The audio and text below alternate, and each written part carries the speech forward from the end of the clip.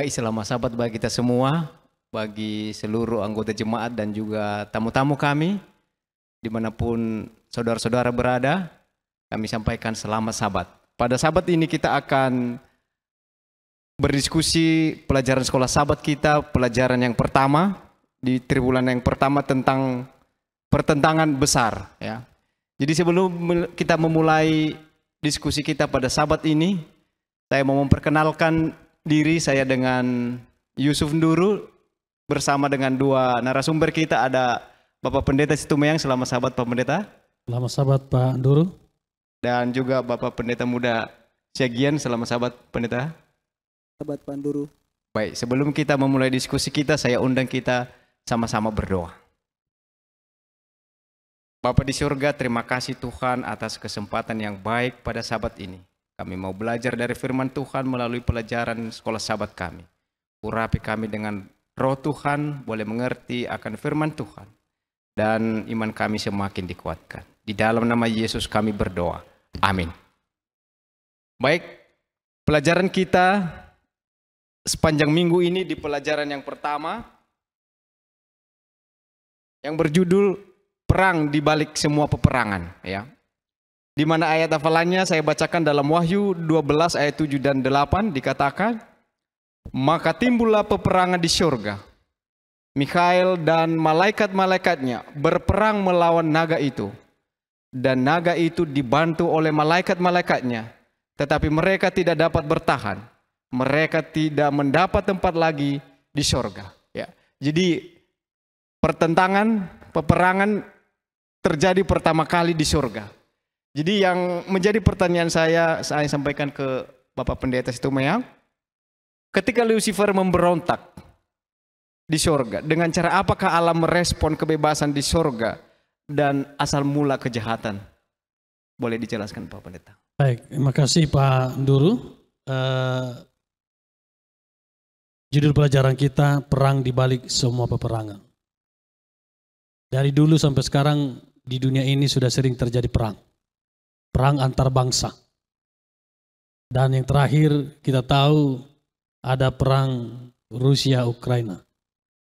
Kemudian Israel dengan Palestina. Itu ternyata tidak seberapa. Karena perang yang terbesar dari itu adalah perang yang dimulai di sorga. Ketika iblis, yaitu Lucifer, hendak memberontak kepada Allah yang adalah pencipta. Jadi ketika dosa atau perang dimulainya bukan di bumi. Tetapi dimulainya di dalam kerajaan sorga oleh seorang makhluk yang sangat dikagumi oleh Tuhan yang bernama Lucifer. Seorang malaikat yang sangat handal dalam memimpin pujian di tahta sorga. Dia pemimpin lagu dia. Dan sangat luar biasa. Itu sebabnya Tuhan sangat kagum dengan Lucifer. Lucifer, makhluk ciptaan ini, ternyata dengan kekaguman Tuhan kepadanya, menginginkan penyembahan yang hanya dimiliki oleh sang pencipta. Jadi sekarang ketika dia melihat bahwa ciptaan itu menyembah kepada Tuhan, dia juga ingin disembah. Dia ingin menerima pujian. Dia berusaha merebut tahta Allah dengan mempertanyakan otoritas Allah. Itu bisa kita baca di dalam Yesaya 14 ayat 12 sampai 14.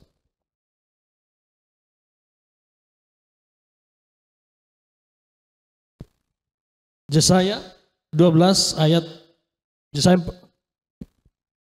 14 ayat 12 sampai 14. Dia katakan begini, wah engkau sudah jatuh dari langit, hai bintang tibur, putra fajar. Engkau sudah dipecahkan dan jatuh ke bumi, hai yang mengalahkan bangsa-bangsa. Engkau yang tadinya berkata dalam hatimu, aku hendak naik ke langit, aku hendak mendirikan tahtaku mengatasi bintang-bintang Allah. Dan aku hendak duduk di atas bukit pertemuan jauh di sebelah utara. Aku hendak naik mengatasi ketinggian awan-awan, hendak menyamai yang maha tinggi. Inilah yang dilakukan oleh setan. Dia ingin mengambil alih pujian kepada Tuhan untuk dirinya. Tetapi ketika dia melakukan perlawanan, ya, kita tahu di dalam Alkitab bahwa dia mempengaruhi sepertiga malaikat di sorga untuk mengikut dia, memberontak kepada Tuhan. Dan pada akhirnya memang mereka memberontak. Mereka melawan otoritas Tuhan. Mereka menentang Tuhan. Tuhan yang adalah pencipta sementara dia adalah apa? Ciptaan. Apa tindakan? Apa respon? Itu pertanyaan tadi. Apa respon Allah? Respon Allah adalah dia atau Tuhan tidak bisa membiarkan Lucifer ini merusak surga dengan pemberontakannya. Majelis surgawi membujuk Lucifer, tetapi dia tetap menolak untuk bertobat. Jadi cukup banyak waktu diberikan Tuhan kepada Lucifer untuk bertobat. Tetapi dia tetap menolak untuk tidak mau mengurungkan niatnya memberontak kepada Tuhan. Allah cukup lama bersabar menunggu pertobatan Lucifer, namun dia kekeh tidak mau. Sampai akhirnya dia ditetapkan Allah sebagai setan yang akan dibinasakan. Jadi respon Allah cepat. Dia tidak ingin setan merusak sorga. Tetapi ternyata setelah itu, ya, Tuhan sudah menyatakan bahwa dia adalah setan yang harus dibinasakan. Akhirnya mereka tidak punya tempat di sorga. Lalu mereka datang ke planet lain. Mereka mau mempengaruhi planet-planet lain. Dan ternyata bumi menjadi sasaran bagi mereka yang mau menerima kehadiran Lucifer. Setan tidak hanya merusak di surga, dia juga merusak planet-planet lain. Dan ternyata dia masuk ke planet bumi ini. Dengan segala kelicikannya, dia memperdaya manusia di bumi dengan mendekati Hawa dan Adam, yang adalah manusia pertama yang diciptakan Tuhan di dunia ini. Sehingga kita tahu keduanya jatuh ke dalam dosa. Apa respon Allah? Juga Tuhan tidak ingin merusak. Setan merusak bumi ini. Dia merespon apa? Respon kasih. Dia ingin menyelamatkan manusia yang sudah jatuh dalam dosa. Walaupun pada awalnya ketika manusia jatuh dalam dosa, upah mereka adalah apa? Kematian. Tuhan tidak menginginkan kematian manusia yang diciptakannya. Maka Tuhan merespon, mengambil cara menyelamatkan manusia. Dengan kasih-Nya kita tahu bahwa Tuhan menyelamatkan manusia. Demikian Pak Yusuf. Baik, terima kasih pendeta penjelasannya. Lalu saya sampaikan pertanyaan berikutnya ke Pak Pendeta Syagiat. Jadi kalau kita lihat di surga itu adalah tempat suci pendeta. Dan penghuninya juga pasti penghuni yang suci. Tapi yang menjadi pertanyaan saya adalah, kenapa begitu banyak malaikat yang tertipu dengan tipu daya iblis ini? Sehingga dikatakan tadi dengan Pak Pendeta, sepertiga malaikat surga tertipu dengan kebohongan Lucifer ini. Kenapa begitu banyak? Padahal di sana itu tempat yang suci. Boleh dijelaskan pendeta? Ya, tentunya tadi sudah disinggung oleh pendeta bahwa Lucifer ini adalah makhluk yang sangat indah ya. Dia memiliki talenta yang begitu luar biasa sehingga dia begitu dikagumi oleh malaikat-malaikat yang lain. Sehingga dia menggunakan pesonanya atau dia menggunakan kemampuannya tersebut untuk menarik simpati ya bagi dirinya. Ya, jadi dia memberitakan sebuah berita bohong tentang Tuhan, bahwa pemerintahnya tidak adil, dan dia mau berusaha menarik simpati ya. Berusaha membangkitkan simpati dari malaikat-malaikat lain kepada dirinya, bahwa Tuhan memperlakukan dia dengan tidak dengan tidak adil ya, dan dengan mengatakan bahwa sesungguhnya dia juga layak untuk disembah seperti itu.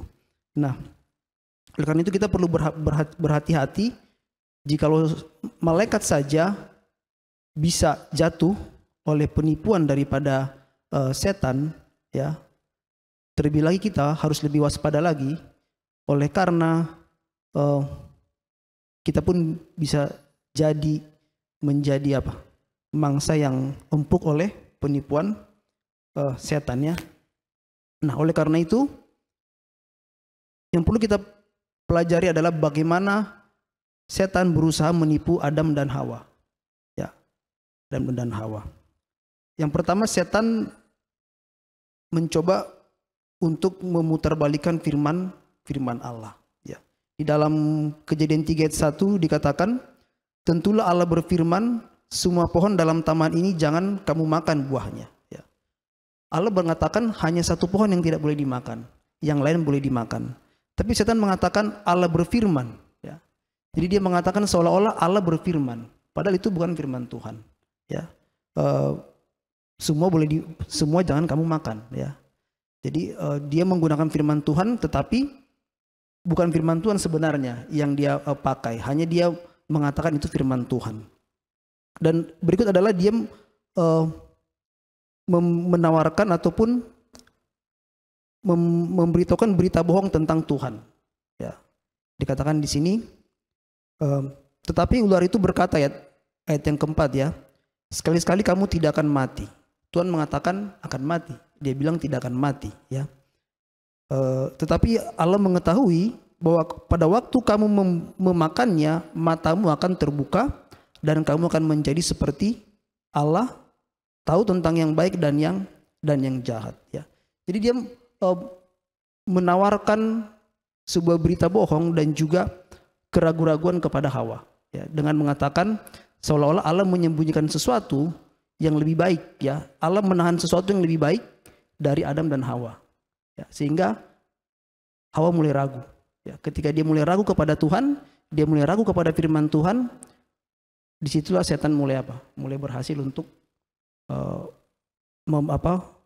mempengaruhi atau membuat Hawa jatuh, ya, dengan berusaha untuk membuat orang lain ragu, ya, meragukan akan firman Tuhan. Ya. Baik, terima kasih Pendeta. Saya lanjutkan pertanyaan saya, Pak Pendeta.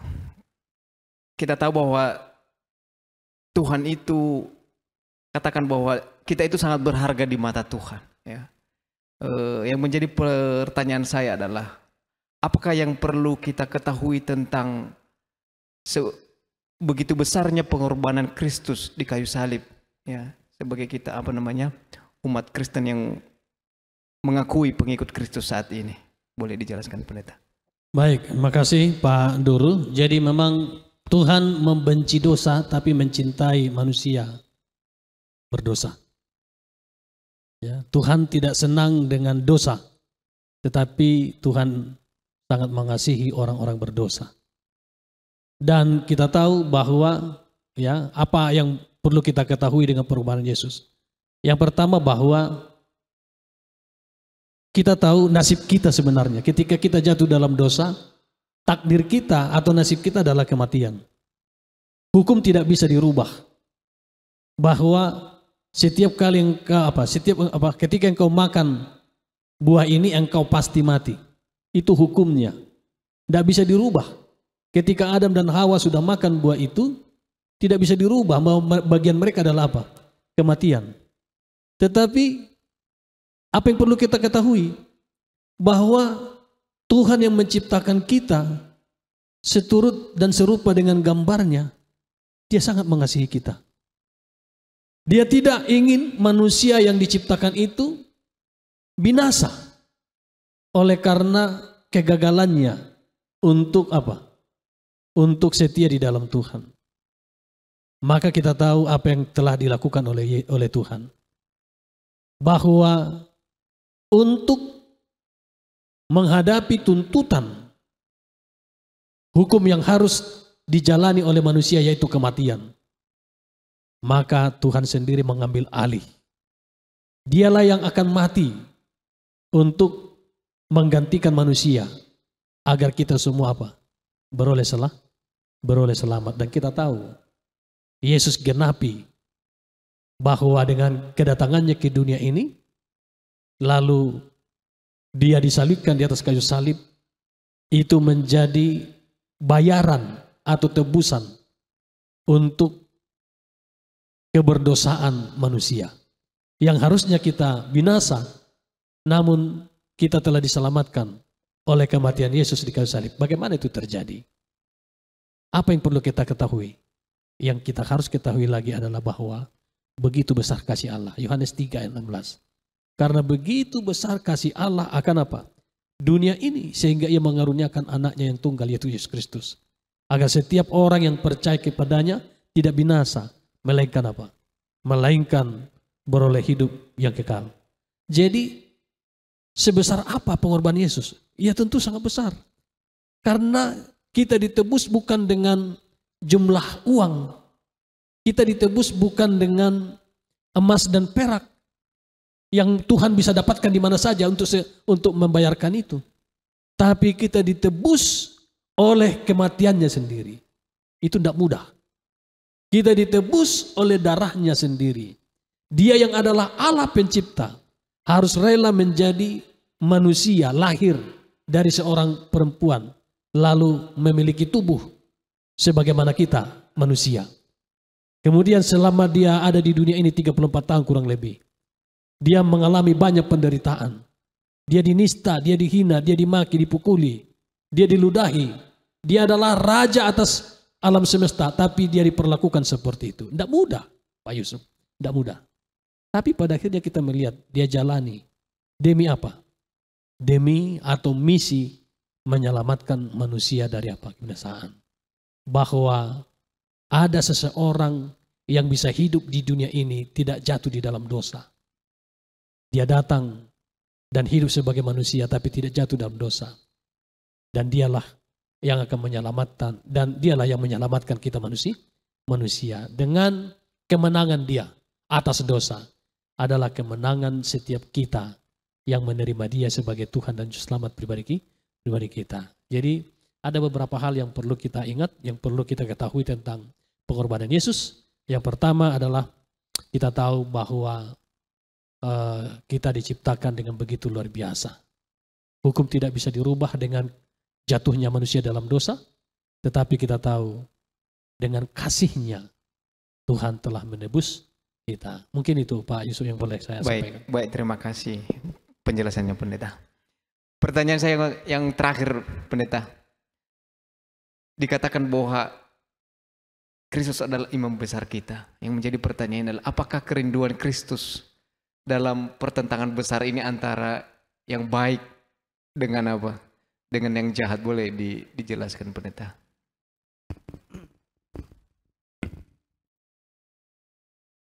Ya, kerinduan Kristus di dalam pertentangan besar ini antara yang baik dan yang jahat adalah bagaimana manusia yang telah jatuh ini, ya, manusia yang sudah terlibat di dalam pertentangan besar ini tidak binasa, tetapi selamat. Oleh karena itu, Yesus menjadi imam besar, ya, menjadi imam besar. Kalau zaman Perjanjian Lama, ya, imam adalah mereka yang mengantarai antara manusia dengan Tuhan, antara manusia yang berdosa dengan Tuhan. Dengan manusia membawa domba, lalu menyembelih domba itu sebagai korban pengganti daripada dosa-dosanya. Nanti imam yang akan membawa darahnya ke bait suci. Nah, tetapi imam sendiri juga menerima jabatan itu, ya, dia juga harus mempersembahkan korban, ya, mempersembahkan korban sehingga dia bisa menerima jabatan imam, ya. Nah, Yesus apa yang Yesus persembahkan? Ya, Yesus mempersembahkan dirinya sendiri. Ya, mempersembahkan dirinya sendiri, dia mencurahkan darahnya sendiri, dan sehingga dia pun menjadi imam. Bukan karena darah domba, tetapi dia menjadi imam oleh karena dia mempersembahkan darahnya sendiri untuk menjadi korban bagi manusia di hadapan Bapa. Nah, sehingga setiap orang yang berdosa dapat kembali terhubung dengan Tuhan melalui Yesus Kristus. Walaupun saat ini kita belum hidup di sorga atau di Yerusalem baru, tetapi saat ini kita bisa terhubung dengan Tuhan, dengan Allah Bapa, dapat terhubung dengan surga melalui Yesus Kristus. Dan itulah satu-satunya kerinduan Yesus, ya, bahwa Yesus tidak mau manusia binasa di dalam pertentangan besar ini. Dia mau semua selamat. Baik, terima kasih pendeta.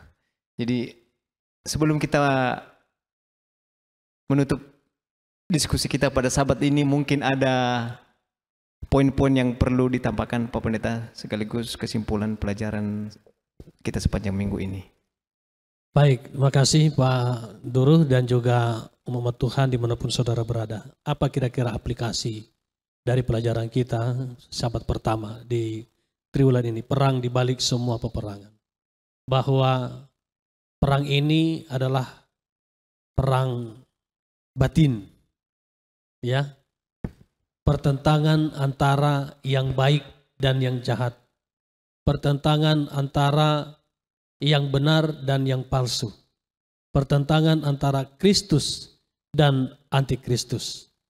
Dan kita harus tahu melalui firman Tuhan, ya, dan nubuatan Alkitab Kejadian 3:15, bahwa pada akhirnya yang benarlah yang akan menang, bahwa Kristuslah yang akan menang, bahwa umat-umatnya lah yang akan menang atas apa? Kebatilan, atas dosa. Yang walaupun mungkin seolah-olah saat ini kita melihat seolah-olah itu kebenaran itu kalah gitu ya.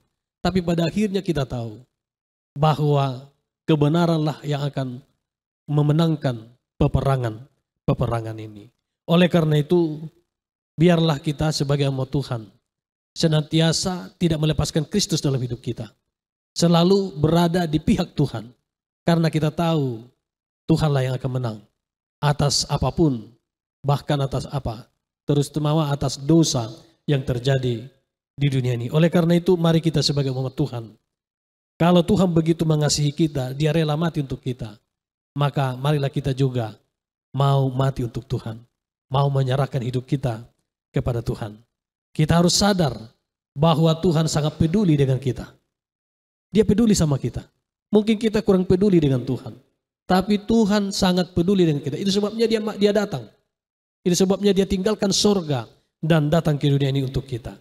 Kemudian yang paling utama yang harus kita ingat hari ini adalah Tuhan rindu kita boleh bersama dengan Dia kelak di dalam tahta sorga. Itu kerinduan Tuhan. Mudah-mudahan itu juga menjadi kerinduan kita.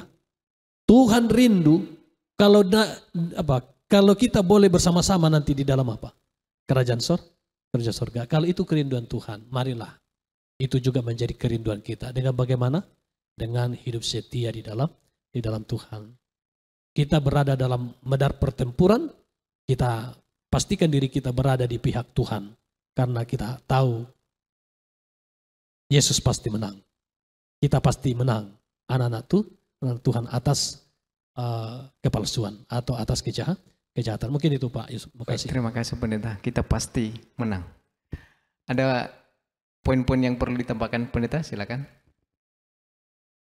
Iya, jadi kita sekarang ada berada di dalam sebuah arena pertempuran ya, arena peperangan, yaitu peperangan rohani tadi sudah dijelaskan, bahwa sepanjang kita hidup, kita tidak pernah luput sedetik pun dari peperangan ini, ya. Baik di dalam pemikiran kita, baik di dalam perkataan kita, di dalam tindakan kita, pilihan-pilihan yang kita buat, semua tidak lepas dari kedua peperangan ini, ya. Yang baik dan yang jahat, terang dan gelap, Kristus dengan setan ya, dan ataupun kepalsuan dengan kebenaran. Seluruh aspek kehidupan kita selalu bertentangan di dalam selalu dipertentangkan ke dalam kedua hal ini ya, antara Kristus dengan setan. Dan kita harus selalu memandang kepada Yesus dan kepada firman Tuhan. Itulah senjata kita untuk menang di dalam pertentangan ini. Ya, karena setan akan selalu berusaha membuat kita goyah. Tetapi bila mana kita memandang kepada Kristus, kita boleh melihat, kita boleh memandang kasih-Nya yang besar kepada kita, sehingga kita tidak perlu ragu akan di pihak mana kita berada, karena kita percaya bila mana kita berada di pihak Kristus, kemenangan dan keselamatan pasti menjadi bagian kita.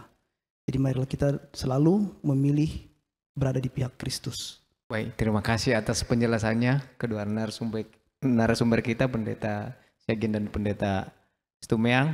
Demikianlah diskusi kita pada Sabat ini.